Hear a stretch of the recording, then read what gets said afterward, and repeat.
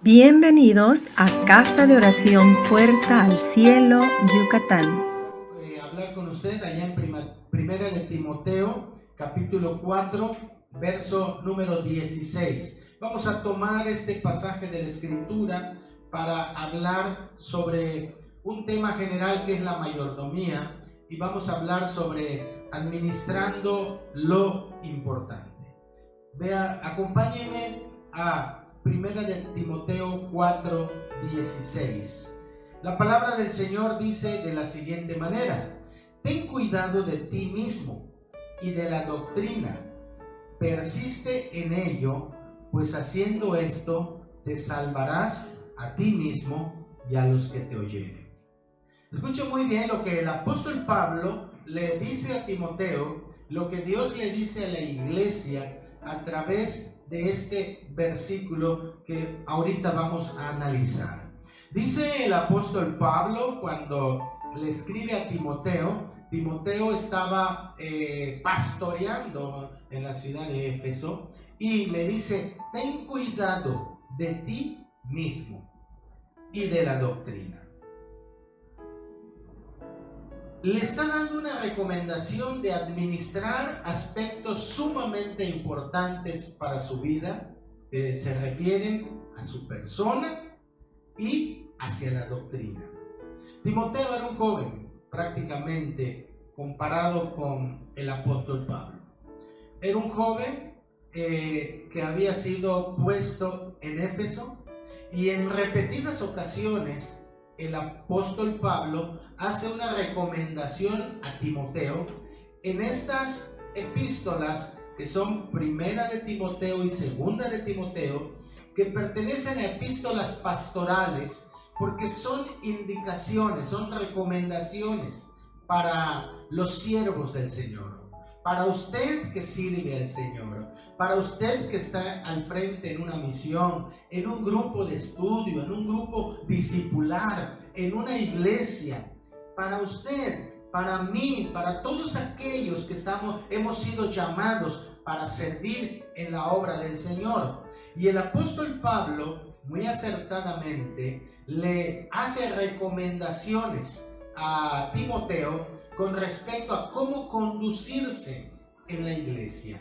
Y siempre, cuando leemos estas epístolas que son hermosas, nosotros observamos cómo el apóstol Pablo hace un hincapié en la juventud, en la inexperiencia todavía de Timoteo, en su caminar, porque Timoteo estaba en esos inicios de ministerio, ya solo, al frente de congregaciones tan importantes como Éfeso, una congregación en donde el mismo apóstol Pablo había estado al frente, una congregación de gran importancia, porque era una zona de mucha idolatría, tremenda idolatría, en donde se necesitaba gente con mucha experiencia para estar en esa ciudad, en esa congregación. Pero Pablo vio en Timoteo esa juventud, esa fuerza,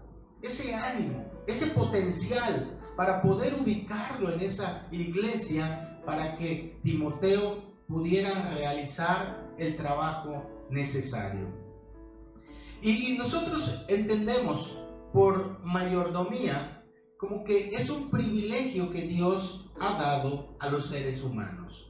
O sea, Dios ha hecho a la humanidad como mayordomos. Tal es así que Génesis 1:26, cuando Dios hace al hombre a su imagen y a su semejanza, le dice en Génesis 1:26 que Él se enseñoree en los peces del mar, que se enseñoree sobre los animales de la tierra. Es decir, que Él sea el administrador de todo lo que Él había creado. Y allá el Creador le cede esa autoridad, pone como un mayordomo al hombre, a la humanidad, de todo lo que Dios había hecho, y le dice que lo cuidara. Porque un mayordomo es el mayor de la casa, es la persona que está al frente en un lugar, en una casa principal, y después de los dueños, él es el personaje más importante. Es interesante ver personas como mayordomos en la Biblia, como cuando José fue mayordomo en casa de Potifar. Dice la escritura que Potifar, el general del ejército, le dijo a José, a pesar de su juventud, le dijo, y vio su sabiduría, vio su entendimiento, y le dijo, de todo lo que está aquí tú puedes administrar. Lo único que no vas a poder tocar es mi mujer. Pero la mujer actuó indebidamente. Le hizo una mala jugada a José, y cuando leemos allá en Génesis 49 y 50, nos damos cuenta de cómo es la situación de José. Pero José tenía toda la autoridad en todas las propiedades. Entonces, el mayordomo es el criado principal a cargo de ese gobierno, el gobierno económico, el gobierno de la material, el personal, de todo está a cargo.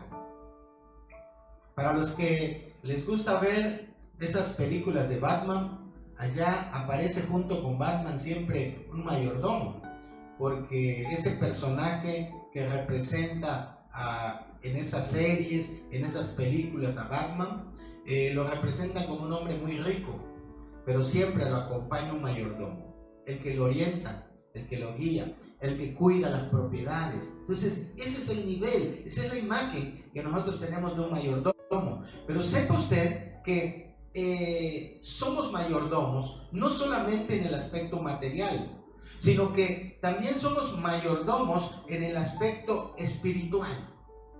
Que Dios puso a nuestro cuidado todo lo material, pero también puso a nuestro cuidado todo lo espiritual. Y en Primera de Pedro, capítulo 4, verso número 10, aquí el apóstol San Pedro dice, cada uno según el don que ha recibido, ministrelo a otros, conforme, ¿sí?, como buenos administradores. Aquí está la palabra, como buenos administradores de la multiforme gracia de Dios. Entendemos entonces que Dios ha puesto a nuestro cuidado no solamente lo que se refiere a aspectos materiales, sino que también ha puesto a nuestro cuidado aspectos espirituales. La mayordomía entonces comienza cuando sabemos ser mayordomos de nosotros mismos, les dice el apóstol Pablo a Timoteo. ¿Por qué? Porque la parte importante de un mayordomo es que este mayordomo sepa administrarse a sí mismo. Ese es uno de los aspectos más importantes. Administrarnos a nosotros mismos. El apóstol Pablo por eso le dice, ¿verdad?, en ese pasaje que estábamos leyendo, de que Timoteo pudiera tener todo el cuidado posible de sí mismo. Ten cuidado de ti mismo. Y para poder administrarnos a nosotros mismos, es importante que nosotros, fíjense un poquito la diferencia entre el pensamiento griego, el pensamiento socrático, de que conócete a ti mismo, considerándolo como la base, el fundamento del ser humano. O sea, el apóstol Pablo, recuerde usted esto, él habla hacia una cultura donde el aspecto griego, la cultura griega, era de lo que había permeado, de lo que dominaba en esas áreas donde él estuvo ministrando. Entonces, este pensamiento, en un momento dado, de tener cuidado de ti mismo, es un pensamiento también como el pensamiento socrático que dice, conócete a ti mismo, ¿sí?, como parte importante en la vida del ser humano. Y dentro del aspecto humano, tiene su gran importancia. Pero antes de conocernos a nosotros mismos, es importante que nosotros conozcamos de Dios. Que conozcamos a Dios. Que tengamos una comunión con Dios. La persona que únicamente se dedica a conocerse a sí mismo va en un momento dado a crear conceptos que van a estar comparados con el aspecto del mundo. Lo va a estar comparando con el aspecto del mundo. ¿Cuál es tu modelo de comparación? Esa es la parte importante. Entonces, si tu modelo de comparación es el mundo, tú vas a decir, como el mundo actúa de esta manera, yo también actúo de esta manera.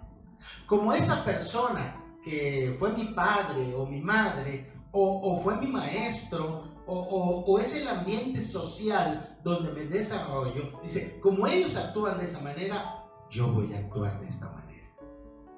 Entonces, pero cuando nosotros conocemos a Dios, entonces nuestro punto de comparación no es el mundo, no son las personas, ¿sí? Y sobre todo las personas que en un momento dado no tienen temor de Dios, sino ¿cuál va a ser mi punto de comparación? Dios. Ese es mi punto de comparación. ¿Cómo conozco a Dios? A través de la palabra.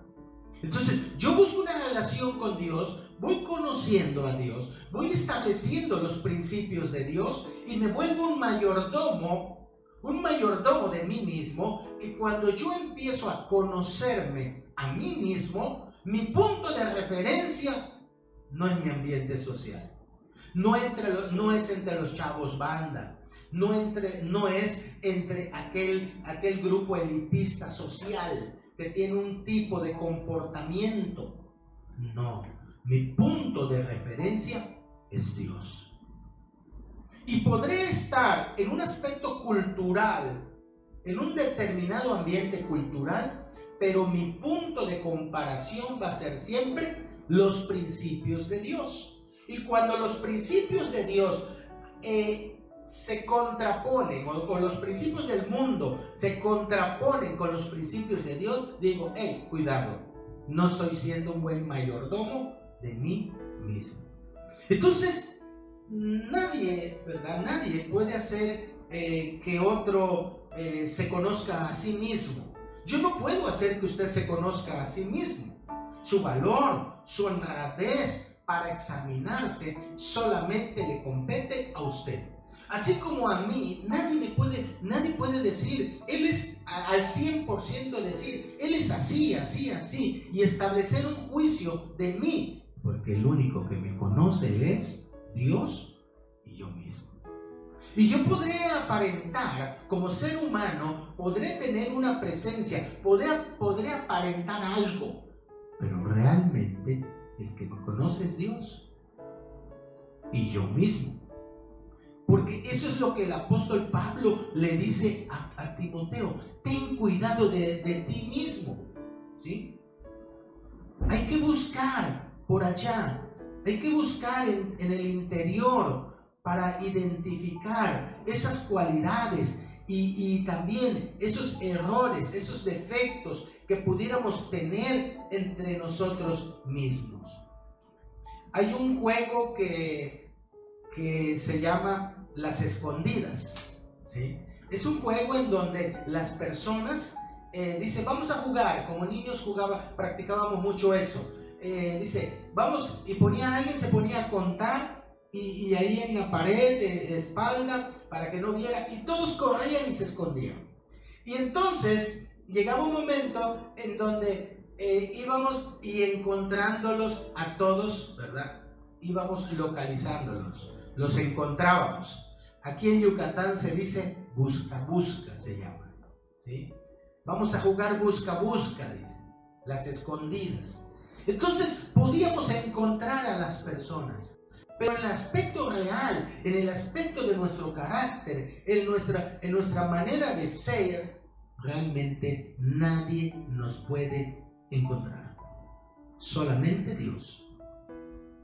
Usted no puede encontrar a otra persona y no puede saber cómo es esa persona, Ahora, ¿de qué debemos de cuidarnos? ¿Por qué el énfasis del apóstol Pablo al decirle a Timoteo allá en 1 de Timoteo 4:16? Porque ten cuidado de ti mismo. ¿De qué se va a cuidar Timoteo? Uno de los problemas más fuertes son los razonamientos que batallan en nuestra mente. Esos razonamientos que muchas veces están en contra de la palabra de Dios. La batalla que se libra en la mente es una batalla sumamente peligrosa. ¿Por qué? Porque nos puede conducir a cometer actos que no agradan a Dios. Sabemos que los malos deseos, las malas prácticas salen de lo profundo del corazón. Pero mire, ¿cómo se presenta la situación del pecado? El pecado viene a la mente. Y el error empieza en nuestra mente a dar vueltas algo, ¿sí? Una idea ocasionada por el ambiente donde vivimos, por una mala experiencia que se atravesó, ¿sí? Y siendo muy drásticos, en una situación de noviazgo a temprana edad, muchos jóvenes son lastimados en su corazón. Y entonces viene a su mente en algún momento de que, pues, nadie me ama, no soy importante, porque alguien me despreció, entonces no soy importante. Y en su mente pueden empezar a generarse cuestiones de este tipo que le conducen a cometer un acto en contra de su persona. Y eso es muy peligroso. Por eso es que hay que tener cuidado de ti mismo, pero de lo que tú piensas. Porque en la mente de una persona que roba, él dice, es que yo robo porque tengo necesidad. Y puede crear argumentos y puede crear en su mente ciertas razones que van en contra de la palabra de Dios, pero que en un momento dado, por no tener cuidado de sí mismo, puede estar viviendo en una cuestión de agarrar lo ajeno, de cometer uno de los pecados que la palabra de Dios dice, no robarás. El que miente porque tiene un razonamiento y empieza a pensar, dice, pues voy a mentir por esto y total, una mentira por acá y es piadosa o es una mentira en donde es justificada. Más todavía que si estamos en una sociedad donde el fin justifica los medios, un pensamiento maquiavélico, en honor de un hombre que dio ese pensamiento. Entonces un pensamiento maquiavélico dice, el fin justifica los medios. Tú vendes droga, pero ayudas a la comunidad, entonces sigue vendiéndola, porque es la mejor manera de hacerlo. Tú consumes droga porque de esa manera te tranquilizas, sigue consumiéndola. Y no te das cuenta que eso es una pequeña bolita de nieve que va a ir creciendo, creciendo, creciendo, hasta que se vuelve tan grande que no la puedes parar. Tú empiezas a vivir en una relación ilícita y tú dices, bueno, yo no le hago mal a nadie. Total, la humanidad así es ahora. Lo primero que hacen es, ¿qué cosa? Se conocen un tiempo, viven juntos un tiempo. ¿Para qué nos comprometemos? Mejor vivamos algunos años y si vemos que esto funciona bien, entonces ponemos en orden nuestra familia. Nos casamos. Pero para nuestro amor no necesitamos un documento. Nuestro amor es tan puro que no lo necesitamos. Ese tipo de razonamiento es lo que el apóstol Pablo le dice a Timoteo. Ten cuidado a ti mismo, porque en la cultura de los efesios hay tantas maneras de pensar que en un momento dado te van a envolver. Y Timoteo, tú tienes una gran responsabilidad delante de esa congregación tan grande que estaba teniendo en Éfeso. Entonces, no puedes en un momento dado disminuir los principios, rebajar los valores, los principios de Dios, porque sin darte cuenta, entonces ya la congregación que estás dirigiendo va a perder su santidad. Y más adelante vamos a ver cuál es el peligro. Entonces, aquí había una situación que esa debilidad que está en la mente, esa debilidad debe de convertirse en una fortaleza en nuestra vida. Ve usted que dice Isaías 25:4, porque ese es el problema tan grande que se vive cuando estamos nosotros dejándonos llevar por los argumentos que existen en nuestra mente y no tenemos el cuidado de nosotros mismos.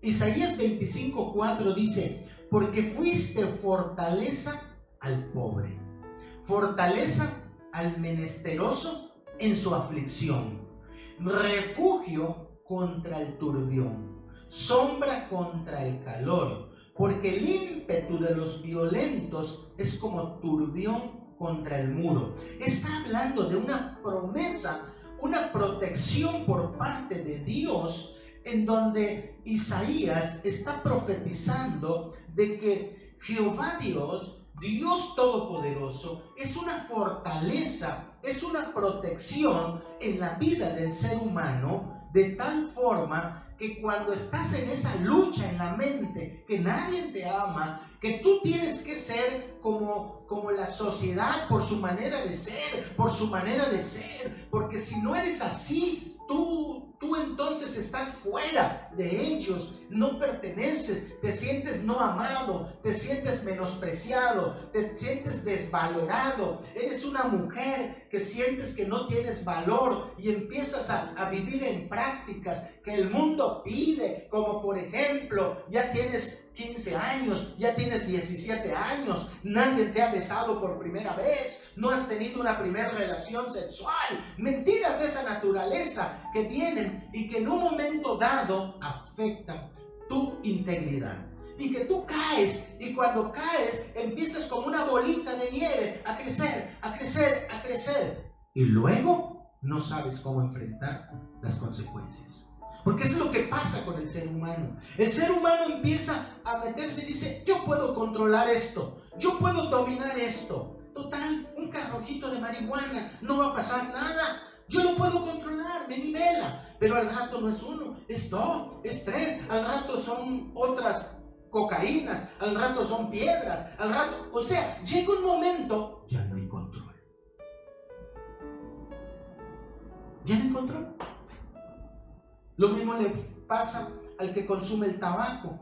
Algunos dicen: es pecado consumir el tabaco. Es un error. Eso significa pecado. Es un error porque algunos dicen: no fumo uno nada más. Así como uno se empieza, nunca se empieza con una cajetilla al día. Siempre se empieza con uno, porque con el primer uno ya le da ganas de volver. Se marea. Pero ya después va aumentando. 2, 3. Al rato prefiere comprar la cajetilla de cigarros que comprar un litro de leche. Y no un litro de leche, 2 litros de leche que le alcanzaría.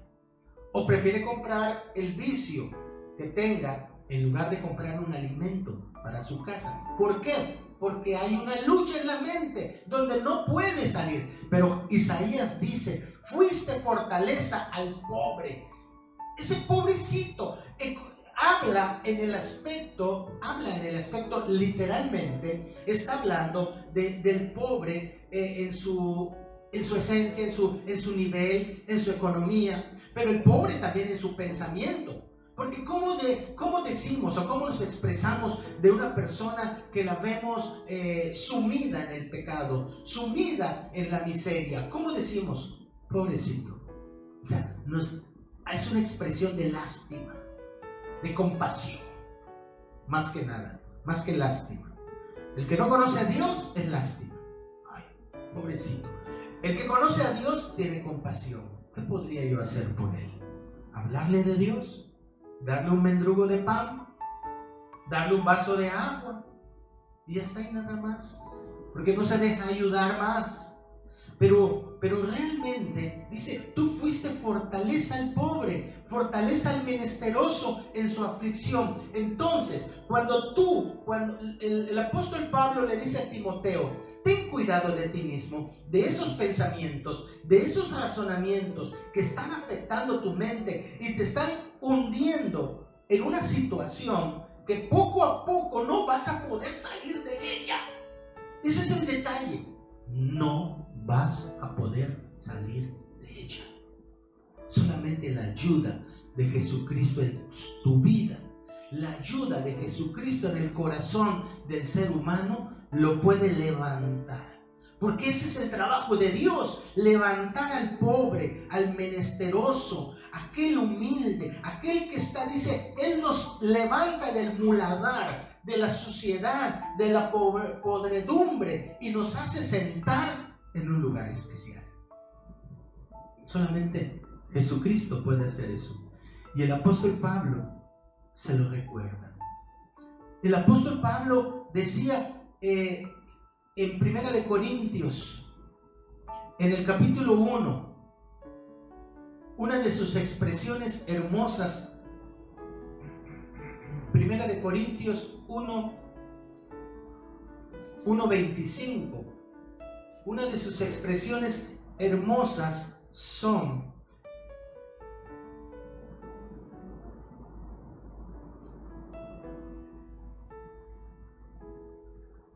porque lo insensato de Dios es más sabio que los hombres, y lo débil de Dios es más fuerte que los hombres. ¿A qué se está refiriendo? No está tratando de decirnos, no te preocupes por tu conocimiento, no te preocupes por prepararte, no te preocupes por estar cada día mejor formado. No eso está diciendo el apóstol Pablo, sino que está diciendo que aunque nosotros delante de Dios nos presentemos de esa manera, de que no sintamos que somos iguales que Dios, sino que entendamos que lo más sencillo por parte de Dios es más sabio, es más fuerte que los hombres. No podemos nosotros comparar nuestros razonamientos con la palabra de Dios. Nunca lo que el ser humano venga a presentar como un gran descubrimiento, como una gran postura. Si no queremos que el mundo siga creciendo, hagamos abortos más fáciles, practiquemos más eutanasias, procuremos que ya no vivan las personas más. O sea, eso que la gente está haciendo en realidad no es lo mejor. Eso no es sabiduría de Dios, eso es sabiduría humana, eso es sabiduría diabólica, eso es sabiduría que afecta a la humanidad. La sabiduría de Dios es otra. La sabiduría de Dios busca lo bueno, busca lo positivo, ¿sí? Busca lo mejor para el ser humano.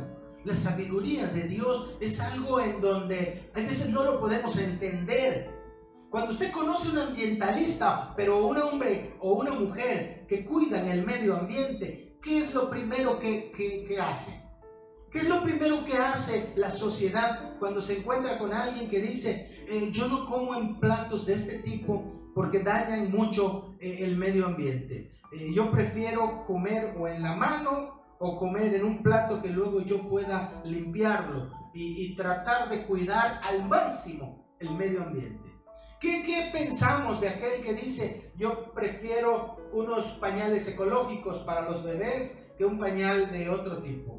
O cuando usa platos y dice este plato ya hay unos ecológicos, o los papeles, o el uso del agua. Cuando vemos gente de ese tipo, lo primero que decimos, tan mal de la cabeza, no pertenece a este mundo. Pero realmente esa es una manera de estar cuidando el planeta. Porque luego cuando viene el calentamiento global y empiezan los tsunamis y empiezan los huracanes de tal potencia y empiezan las erupciones de los volcanes y uno se empieza a preguntar, ¿qué está pasando? Pues lo que está pasando es que estamos destruyendo lo que Dios nos ha dado. Así de que hay que tener cuidado de nosotros mismos, y no solamente hay que tener cuidado de nosotros mismos, sino que hay que tener cuidado de aquello que pensamos. ¿Sabe? Cuando yo leía este versículo de esta recomendación por parte de Pablo a Timoteo, y tomándolo así como administra lo más importante. Una de las cosas más importantes eres tú mismo, lo que tú piensas, cómo tú te conduces. Y yo cuando vi eso me recordó algo. Me gusta ver las películas esas de ciencia ficción, de los extraterrestres y todo. Pero ¿sabe cuál es la característica de cuando los extraterrestres vienen al planeta? ¿Y cuál es su justificación de decir que quieren invadir al planeta Tierra y quieren dominar a la gente? Dice, y la quieren hasta exterminar. Dice, porque ellos son los responsables de que el planeta esté en una situación que se está acabando. Y muchas veces uno no visualiza eso. A veces nosotros nada más vemos las películas así y ya decimos, pues es una película nada más de distracción. Pero hay principios, hay veces en esas situaciones que son para analizar y decir, este extraterrestre está diciendo una gran verdad. En realidad ellos vinieron a atacar y a apropiarse de esta tierra, dice, porque ellos lo que quieren hacer es que están viendo que la están acabando, la están destruyendo. Y ellos dicen, nosotros sí lo valoraríamos. Nosotros no tenemos dónde estar y valoraríamos esta tierra. Vale la pena reflexionar. Vale la pena entonces analizar bien el principio de lo que el apóstol Pablo le dice a Timoteo. Es fundamental entonces tener cuidado de nosotros mismos, pero también le dice y de la doctrina. Aquí está el otro aspecto de la administración de lo más importante. Hay que cuidarnos a nosotros mismos y hay que cuidar la doctrina. ¿Qué es la doctrina? La enseñanza. Hay una idea que ha surgido aún dentro de algunas iglesias cristianas. Dice, la doctrina no es importante. Espérame, la doctrina es la enseñanza. La doctrina son los fundamentos. La doctrina son los principios. Tú mandas a tu hijo a la escuela, esperas que sea educado en principios, en valores, en conocimientos científicos, que lo preparen para enfrentarse a lo que viene en el mundo. Pero tú no mandas a tu hijo a la escuela para que lo distraigan, para que simplemente vaya y juegue todos los días y que ahí vaya creciendo como pueda y que vaya cometiendo errores en su etapa de la juventud, de la adolescencia, sino tú lo mandas para que tenga principios para enfrentarse a lo que la sociedad demanda. Pues entonces, dentro del aspecto cristiano, el apóstol Pablo le dice a Timoteo, y ten cuidado de la doctrina. ¿Por qué es importante administrar la enseñanza? Porque la enseñanza es lo fundamental para el crecimiento del cristiano.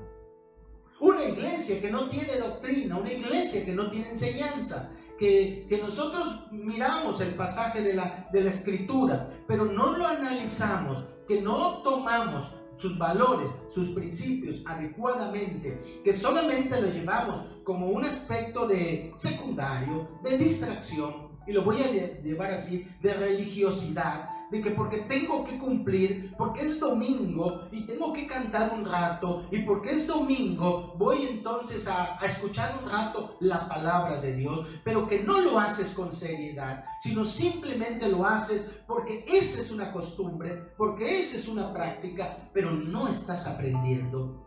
No te va a ayudar, no te va a ayudar. Todo lo que recibimos de la palabra de Dios es importante porque luego lo vamos a transmitir a otros. ¿Sí? A tal grado que en algunos momentos hemos escuchado dichos como Dios dijo, ayúdate que yo te voy a ayudar. Pero ¿dónde lo dice la palabra de Dios? La palabra de Dios no lo dice.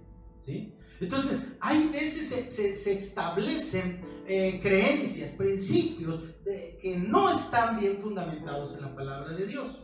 Y eso es lo que el apóstol Pablo le dice a Timoteo. Necesitas aprender a transmitir la verdad del Evangelio. Es importante, es fundamental la instrucción. En 2 de Timoteo 2:15 le dice, procura con diligencia presentarte a Dios aprobado como obrero que no tiene de qué avergonzarse y que usa bien la palabra de verdad. O sea, usas bien la palabra de verdad es la lees, la interpretas, la aplicas adecuadamente, dejas que el Espíritu Santo traiga una revelación, pero una revelación que vaya acorde a la palabra de Dios. Porque hay personas que dicen, el Señor me reveló esto, pero si el Señor no, pero eso que según te reveló está en contra de la palabra de Dios, entonces no es una revelación. Por eso el mismo apóstol Pablo en algún momento dijo, si alguien viene con otro evangelio, otras buenas nuevas de salvación, ¿sí?, que no sea el que Jesucristo es el centro, que Jesucristo es el autor y consumador de la fe, que Él es el medio para llegar al Padre, si alguien viene y te dice otra cosa, dice, llámale anatema. Es más, Él mismo lo dice, aún yo mismo, si yo les predico algo en donde yo trato de conducirles al Padre de una manera diferente de que Jesucristo, llámese anatema. ¿Por qué? Porque solamente hay un Dios, es verdad. Pero el que nos lleva al Padre es Jesucristo. Así que no son tus obras, lo dice la palabra de Dios, no son nuestras obras, no son nuestros sacrificios. Lo que hacemos en obras, lo que hacemos en servicio, lo que hacemos en mayordomía económica, eso lo hacemos por amor a Dios. Pero yo no me estoy comprando el cielo con mis acciones, con mis obras, con el dinero. No, yo lo que estoy haciendo simplemente es devolver hacia Dios para lo que yo fui creado. Fui creado para buenas obras. Cuando vengo a Cristo, empiezo a practicar buenas obras, porque fui creado para buenas obras. Y entonces eso me conduce a que las personas que me rodean no se equivoquen. No se equivoquen. Porque mi salvación no consiste de mis obras. Mis obras son importantes. Porque yo tengo la salvación por haber invitado a Jesucristo a mi corazón. Pero ahora yo tengo mi salvación y tengo la responsabilidad para vivir como un ciudadano del reino de los cielos, con principios y con valores diferentes a lo que la humanidad tiene. Es difícil, es difícil. En lo personal, yo amo mucho a mis compañeros cuando estuve en una profesión, pero cuando a los 33 años, que yo ya estaba más metido en las cosas del Señor, muchos de mis compañeros profesionistas, muchos de mis amigos, pues ya no empezaron a decir, ya se metió en una religión. No, simplemente yo busqué una relación con Dios y mis principios y mis valores cambiaron porque me apegué más a la palabra de Dios y empecé a vivir de una manera que pues agrade a Dios. Eso es todo. Pero la religión no me lleva a Dios, sino mi relación con Dios, el tener a Jesucristo en mi corazón como el centro de mi hogar, el centro de mi vida, el centro de mi trabajo, el centro de tus relaciones sociales. Él es. Y te van a ver diferente, pero no te preocupes. Tú eres diferente. Tú no eres igual. Y por eso el apóstol Pablo le decía a Timoteo, tú estás en otro lugar, tú estás en otro ambiente, estás al frente de una congregación, necesitas de mantener esa doctrina para la que fuiste llamado. Debemos de ser buenos administradores de la palabra de Dios. La palabra de Dios nos reta pues a que esa palabra que, como dice segunda de Timoteo 3:14, ¿verdad? Toda la escritura, 3:15 dice, y desde la niñez has sabido las sagradas escrituras, las cuales te pueden hacer sabio para la salvación por la fe que es en Cristo Jesús. Aquí en segunda de Timoteo 3:15. Así de que es importantísima la doctrina, la enseñanza de la palabra de Dios, porque esta palabra de Dios, eso sí te va a hacer salvo. Porque tergiversar la palabra te puede llevar a condenación. tienes la salvación, sí es cierto, pero tú tienes que cuidar tu salvación, cuidar tu principio.